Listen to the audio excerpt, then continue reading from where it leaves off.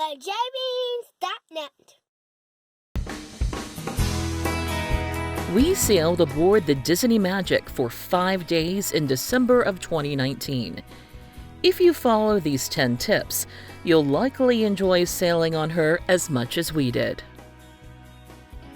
Our first tip is to make reservations for specialty dining, adult beverage seminars, and ticketed meet and greets as soon as you have access. For our cruise, there were 4 advance booking windows, ranging from 120 days prior to our sailing date for concierge and platinum passengers, down to 75 days prior for first-time passengers. Tickets and reservation times can disappear quickly, but Disney typically keeps a limited number available for Embarkation Day. So be sure to check for availability once you're on board the ship if you're not able to get reservations or tickets online. Speaking of boarding the ship, our next tip is to make sure you have your camera recording when you board so you can capture your family's welcome aboard announcement. Disney Magic, please welcome aboard the Jelly Bean family! It makes for a great start to your vacation video or just a nice memento of your cruise. Our third tip is to review the Voyage Navigator that is given to you after you board the ship. The Navigator is full of information for your cruise, including main theater performances, activity highlights, and the schedule of feature films. There is also Embarkation Day information, such as where to go if you want to change your dining assignment or check availability for ticketed events you couldn't reserve online. For our cruise on the Disney Magic, there were also instructions for getting a 50 megabyte internet package for free. Be aware that you need to sign out of your internet session after each use, or else the data will slowly continue to be used, even when you're in airplane mode. Our next tip is to bring an item for all the Disney characters to sign. There are many opportunities to meet Disney characters on board, and most of them do not require tickets. So bringing an item to sign like a shirt or pillowcase can help you create a remarkable keepsake. In addition to a pillowcase and fabric markers, we also brought an embroidery hoop that created a fantastic canvas for the characters to sign.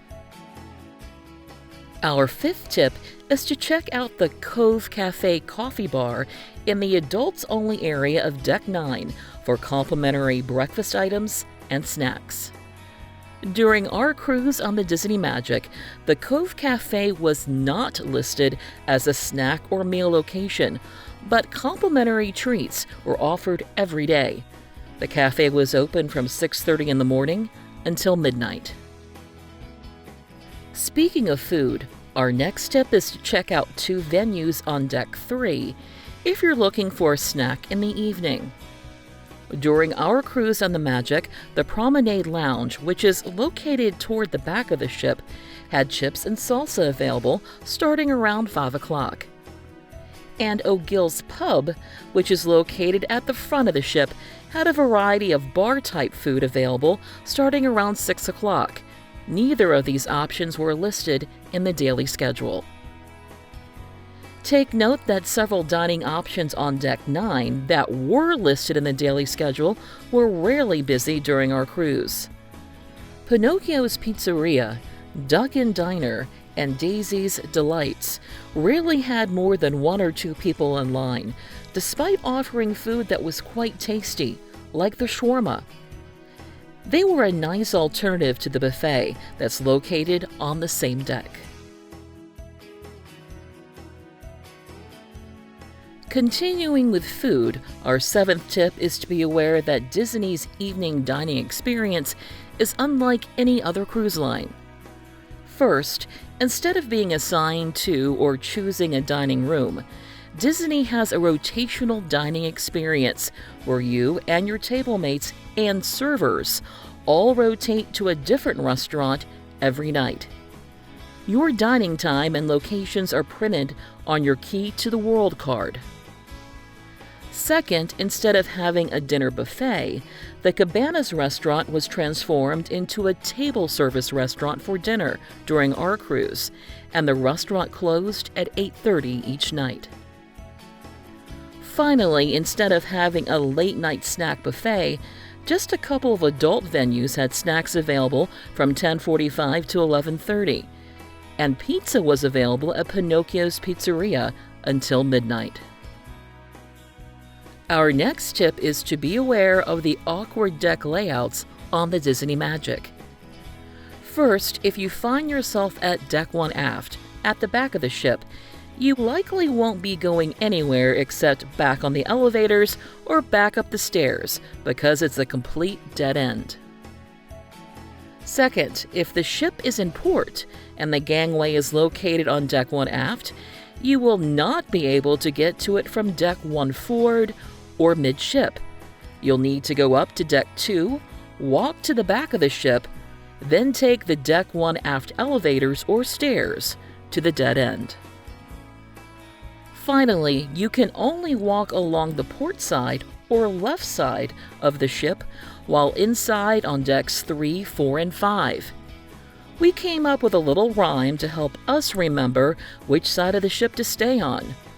3, 4, 5, be port side.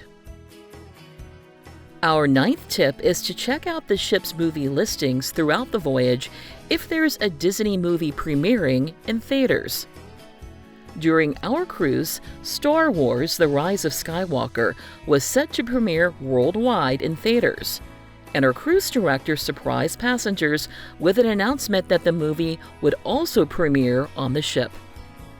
The movie was shown in both the main show theater and the Buena Vista Movie Theater the same night it was released worldwide. Our next tip is to check out the men's and women's bathrooms in the Senses Spa and Salon on Deck 9 forward at the front of the ship. The bathrooms are free to use and are for adults only. In addition to showers that have significantly more space than stateroom showers, the bathrooms also feature loungers, lockers, a sauna, and more. Finally, a bonus tip.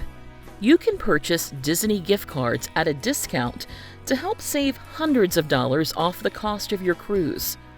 We typically purchase our Disney gift cards at Target, which gives a 5% discount to Red Card members.